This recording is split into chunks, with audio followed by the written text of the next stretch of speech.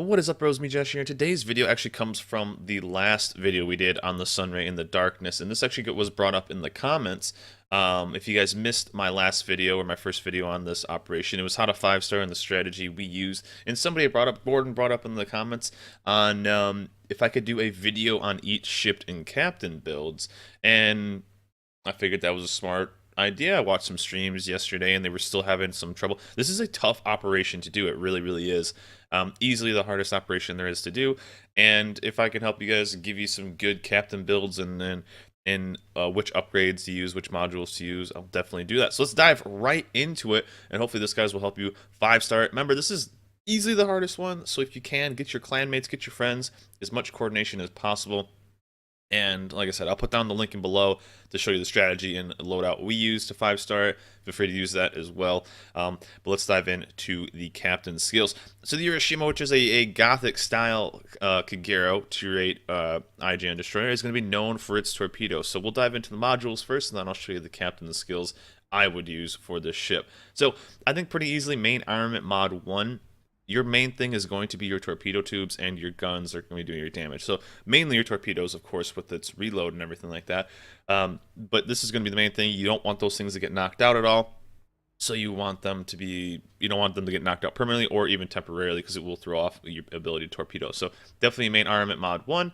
Aiming system mod 1. This is going to help you, one, get the torps out to the angle you want quicker. So that's kind of what I'm rolling with. Everything else here is kind of meh. Maybe if you wanted to go with AA gun just to help out a little bit, I just don't think it's worth it. So helping you get those torpedoes out at the angle you want quicker, definitely the way to go. I think this is pretty easy right now. Torpedo tubes, faster reload, and then 50% less for them become incapacitated. So that's, I mean, I think that's pretty basic. I guess since the range is so low, and this is with an AFT captain, you could maybe go with this, but I don't think it's quite worth it. I think it's worth picking up Torpedo Tube Mod 3. Propulsion for this, I think it's pretty basic. Since you will be running Last Stand on your captain, knocking out propulsion will affect you more than steering. So I always take propulsion on all my destroyers. Steering gears here, I think, is pretty awesome. You're going to be rocking and rolling, and you want to dodge as many CV, since you might be hunting down Gorgon. You want to be taking steering gears to avoid as many torps as possible. And I think this is pretty easy just with, I mean, I guess you could go steering gears since you will be rolling, but I think concealment is just going to be good. So you won't be detected as much. So that's kind of the upgrades I would run on this. Of course, on the consumables, run all premiums that you can. They're cheap right now, 7,500 per.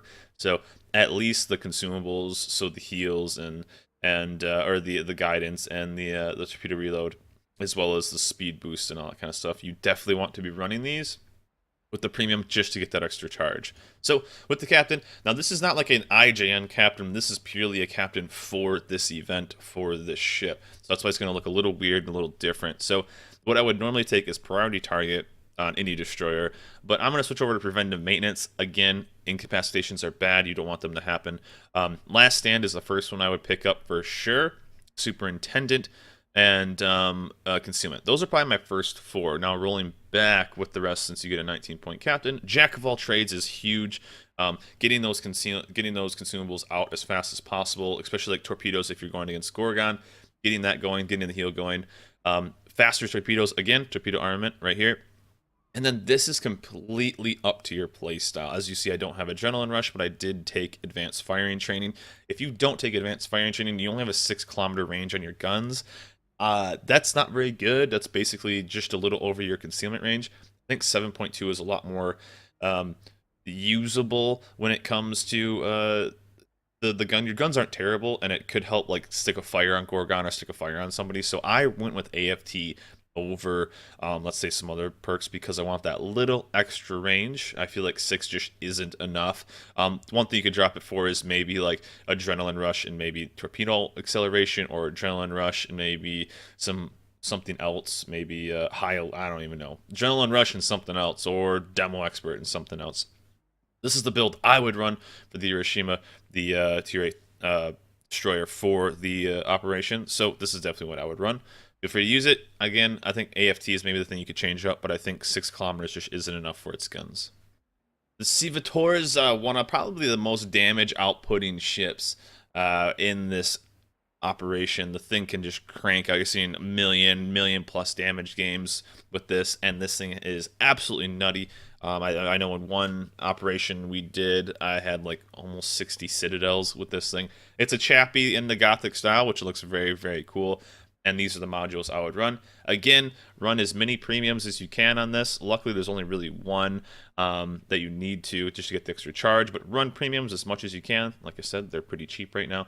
And this is what I would run on this ship. Again, main armament 1, I think that's what I use on almost everything. Especially all the ships, maybe not the CV. Again, aiming system mod 2, or mod 1, I apologize. This is just going to help you get a little bit better accuracy on this. Again, you could run this. Actually, I don't think taking a mod 2 would be that bad. So this or this are going to be the main ones. Knocking out extra planes. I found that since this thing has heals out, has this insane heal based off damage, you're not too worried about planes, but I guess knocking out planes would be pretty nice. And if you're doing the thing correctly, Gorgon hopefully shouldn't be doing too much damage, because he should be like on perma on fire and be perma running away or focusing on a DD. So the main battery mod 3 is what I would roll with right here. Nothing else is going to give you anything really. Your range is still pretty solid at 9 kilometers for this, since that's kind of where things are going to be detected anyways. So you just want to be pumping out as much damage as possible. Anything longer than that, you just won't see that much, so it's not really needed. But yeah, main battery mod 3, just getting more damage out faster, which means you can heal more, which means you can do everything basically better. With this, I think I'm going to run damage control, because you were getting pretty close. You are going to be in secondary range, or you're going to be pretty close to things. So I run with damage control system mod 1. If you find yourself getting propulsion or steering knocked out, feel free to roll with that. But I think any of these is going to be whatever your playstyle is a little bit. Some people say they get propulsion knocked out all the time on certain ships that I don't. Some people say they get steering gears knocked out on ships that I don't. So whatever you feel like you need for basically the chappy. This is pretty easy. Steering gears. There will be torps in the water from all kinds of ships, since you will be getting close to them, and you want to be able to avoid as many as possible. And then, of course, concealment, I think, is basic for this as well. But for the captain, this is what I used. This is going to look very weird, but I went with preventative maintenance on this. Then I went with Jack of all trades as the first 2-point.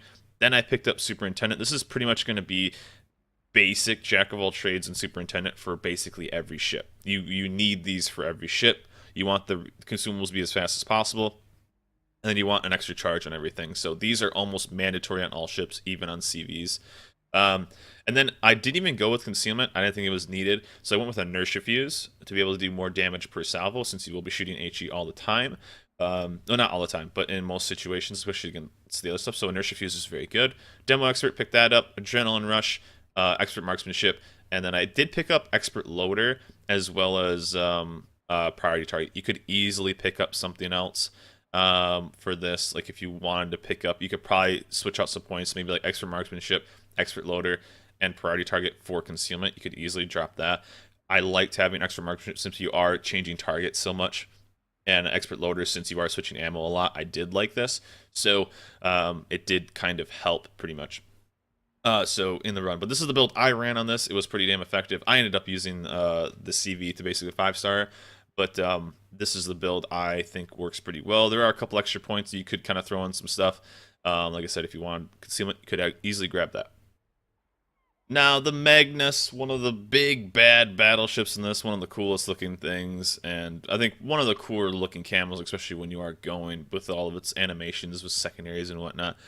This is the big bad battleship. This is going to be the big tank. One thing that's pretty noticeable is all of these ships don't have very good range. So, especially this is an 8-kilometer range without the right perks. So, as a battleship, you want to be able to pump out as much damage as possible, so that's what we're going to basically be focused on. So, main armament mod 1. I think we've had it for everything so far. Pretty basic. Now, secondary range. Since your secondaries aren't very far, you'd want a little bit extra buff on this, and what you're going to get that is from the secondary mod. Nothing else is really worth it, in my opinion. Grabbing that secondary range is going to help you actually do some damage, because you are going to be very, very close to a lot of ships, as this ship in particular. I think this is a mandatory pickup. Your range is going to be 8 kilometers, which just isn't enough for a battleship. Even though you are going to be pretty close to stuff, I think the 9.3 is actually really nice compared to the 8. So picking up the gunfire system mod 2 pick that up. I think it's definitely worth it. I mean, I guess if you just want to be hyper aggressive all the time when it comes to this, main battery mod 3 would help out. But I picked up the gun system just to get that extra little bit of range. Since you will be close to everything, you will be in secondary range of a lot of stuff, in torpedo range of a lot of stuff, and taking damage control system mod 1, I think is pretty solid. Steering gears and then concealment for this, I think, are pretty basic. I'll jump into the captain. This is another situation where basically you're just going to work around your strengths. As you can see, preventative maintenance, jack of all trades, superintendent, as every ship so far. And then I picked up AFT to help with those secondaries and AA. And then going back to picking up some survivability perks, high alert, and basic survivability. Since you can take a lot of damage getting in range of all these ships. And then just quality of life stuff like adrenaline rush, getting the extra damage out, and then even extra marksmanship. If you want to grab, like, I don't think grabbing like manual secondaries is really worth it. Demo expert, I don't think is really worth it. BFT maybe. Other than that, though, this is going to be, you don't really need anything else too much. So this is, I think, this is a pretty solid build for this ship because you want to build around, one, you're going to be spotted all the time, so concealment isn't worth it, and two, it has good secondaries, and you just want to get those perks for superintendent and jack of all trades and build just quality of life around it with these survivability perks. Pretty basic for the Magnus, and very important ship to 5-star this operation. Now, the most important role when it comes to this operation is the CV player. So if you have to do it yourself, then do it. This has one of the most important consumables for this whole operation. You can basically control the field, save your team, and be a boss, be doing a ton of damage while doing so. You're going to have some trouble against Gorgon, but that's what you got your friends for. So the Nobilium is a Lexington, but it has an interesting little loadout. If you guys haven't done it, it has 3 torp bombers, 1 dive bomber, and 1 fighter. And basically what you're trying to do is pump out as much damage as possible. You will be going against Gorgon, who is a messed up looking Shokaku, and he will control you in the sky because he just has more fighters. So pretty much you're not really focused too much around your fighters. You're just focused a lot out of pumping out planes and pumping out damage. That's going to be your main purpose in this ship. So for one, between the two, pick up Air Group 1. You will be able to knock out some of his planes and be able to, if you have the ability, get a couple good strafes in, since you are USM planes versus IGN planes. Flight Mod 1 is what you want to pick up here. You just want to get out as many planes as possible, so taking down the service time is pretty massive. And then attacking planes right here. Now, cruising speed, I think maybe you could do that, but I thought you want your planes to survive as much as possible since you will be getting close to a lot of ships. I thought this was pretty important. The attack HP 15% more, especially since he will have 2 fighter squads tier 1. I think this is more important than the flight control mod 1. You can play pretty aggressive in this thing and be pretty close, so I think the risk of flooding and fire is important out of the damage control. And then as per everything, rudder shift and concealment I think are both really, really good for this ship. For the consumables, again, running premium everything, you need these charges. Shining 2, the heal, the AoE heal, your whole team heal, can absolutely save your entire team if they're all really low, as well as Eclipse 2. You need as many charges of these as possible. So, of course, Superintendent and the premium consumables on these are very, very, very important. So be sure to grab these and the Captain skills. But for the Captain, this is what I'm running. Since I played this pretty damn aggressively, I ran some AA spec a little bit on this, so that's why it looks like this. But Aircraft Servicing Expert, grab this. Pretty basic. I did grab Expert Rear Gunner because he's basically just going to click on your planes, and hopefully if you knock out a couple, that's a bonus.